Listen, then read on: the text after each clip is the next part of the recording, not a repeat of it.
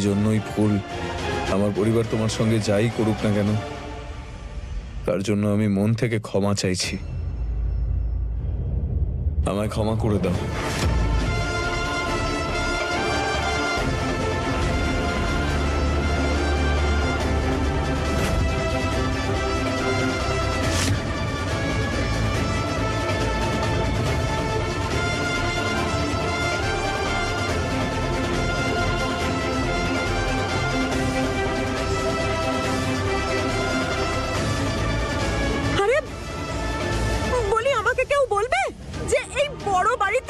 হচ্ছেটা কি? হ্যাঁ,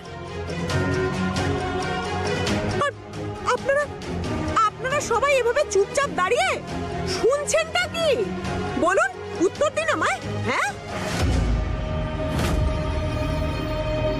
জামাই বাবা জীবন, আপনার বাড়ির লোকেরা বিয়েটা নিয়ে মজা করেনি, কিন্তু এখন আপনি করছেন। কিন্তু আরে বাড়ির সবাই তো নিয়ম কানুন মেনে বিয়েটা দিয়েছে।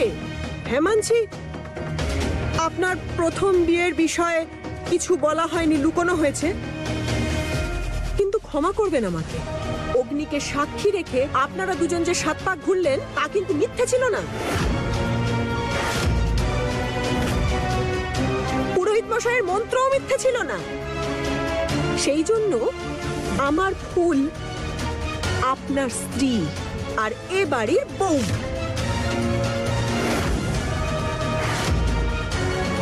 আর একটা কথা শুনে রাখুন, আপনি যদি আপনি এই বিয়েটা ভাঙার চেষ্টা করেন তাহলে এই রাম ভক্ত তো দূরের কথা, শ্রী রামচন্দ্র আপনাকে ক্ষমা করবেন না।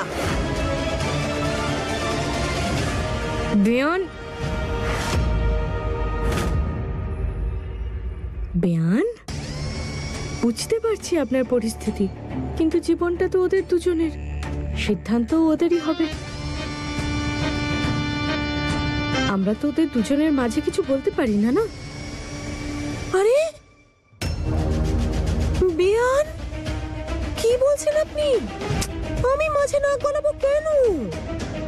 আরে আমি ফুলের মামিমা। যেমন আমার শ্রী রামচন্দ্র তার এই ভক্তের খেয়াল রাখেন, তেমনি আমি আমার ভাগ্নি। দেখুন আপনি, আরে শ্রী রামচন্দ্র, দেখছেন আপনারা সবাই দেখছেন তো?